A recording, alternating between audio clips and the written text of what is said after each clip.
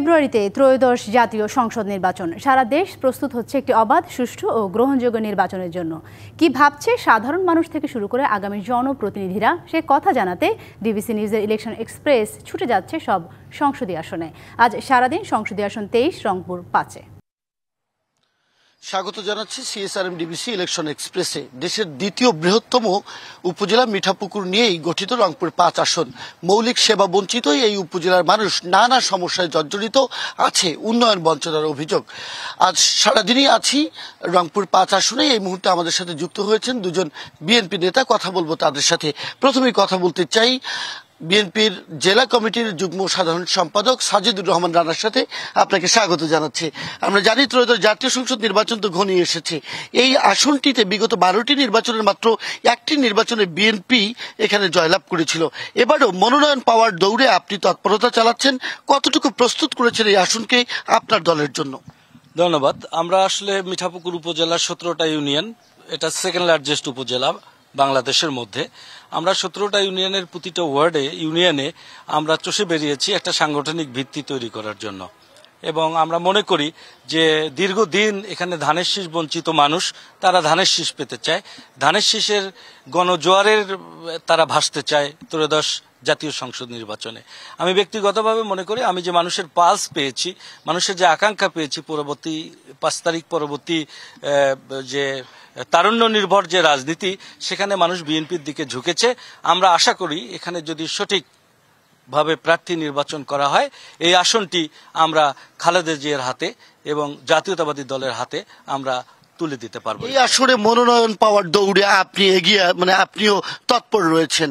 কেন দল অন্য প্রার্থীকে বাদ দিয়ে আপনাকে মনোনীত করবে? আমি জাতীয়তাবাদী দলের একজন দীর্ঘ মেয়াদের, আমি ছাত্র দল থেকে আমি উঠে এসেছি। আমি দীর্ঘ 35 বছর জাতীয়তাবাদের রাজনীতি করি। আমি 1998 সালে মিঠাপুকুর উপজেলা বিএনপির সহ সাধারণ সম্পাদক ছিলাম, আজকে 26 বছর আগে। আমি মনোনয়ন পেতে চাই দলের কাছ থেকে।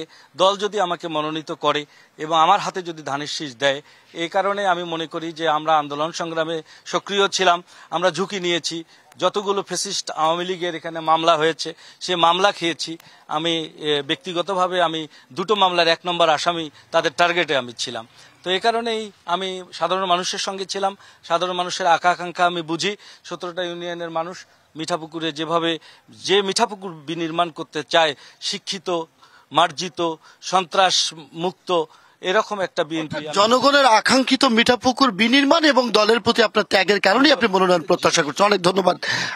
এবার একটু আমরা কথা বলতে চাই AKM রুহুল্লাহ জুয়েল। একটু আপনার কাছে জানি, আপনি স্বেচ্ছাসেবক দলের সাবেক উপজেলার সভাপতি ছিলেন, এবার আপনি মনোনয়ন চাচ্ছেন। এই আসন থেকে তো 4-5 জন মনোনয়ন চায়, আপনি কেন নিজেকে যোগ্য মনে করেন? আমি দীর্ঘদিন জাতীয়তাবাদী দলের আদর্শে লালন করি। ছাত্র জীবনে ছাত্র দল করেছি এবং ছাত্র দলের তৃণমূল থেকে বেড়ে উঠেছি। জাতীয়তাবাদী ছাত্র দলের উপজেলার সভাপতির দায়িত্ব পালন করেছি, স্বেচ্ছাসেবক দলের দায়িত্ব পালন করেছি। এবং এই জুলাই আন্দোলন জুড়ে মিঠাপুকুরের যে জেনারেশন জি, যেটাকে আমরা বলি, তাদের সঙ্গে থেকেই এই আন্দোলন সংগ্রামে সম্পৃক্ত ছিলাম। এবং বিএনপির এই 17 বছরের জুলুম নির্যাতনের রাজপথে যত আন্দোলন সংগ্রাম আছে, প্রত্যেকটি আন্দোলন সংগ্রামে সক্রিয়ভাবে উপস্থিত ছিলাম এবং দলের নেতাকর্মীদের আপদে বিপদে, তাদের সুখে দুঃখে তাদের পাশে দাঁড়িয়ে। এবং মিঠাপুকুরের আমি 14 সালে একটি নির্বাচন করেছিলাম, উপজেলা পরিষদ নির্বাচনে। সেই নির্বাচন আমি করেছি, একটি নির্বাচনের আমার অভিজ্ঞতা রয়েছে। আমি দলের কাছে এই কারণে অতীত অভিজ্ঞতা এবং আপনার যে ত্যাগ তিতিক্ষা, এই কারণে প্রত্যাশা করেন। আমি আরেকটি বিষয় জানতে চাই, এই মিঠাপুকুরে আমরা দেখেছি 2014 সালে সরকারের বিরুদ্ধে, তৎকালীন সরকারের বিরুদ্ধে প্রতিরোধ গড়ে তুলতে জামাত তাদের শক্তি প্রদর্শন করেছিল। জামাতই আসলে শক্তিশালী। তো জামাতকে আপনারা এবার ভোটের মাঠে কিভাবে মোকাবেলা করবেন?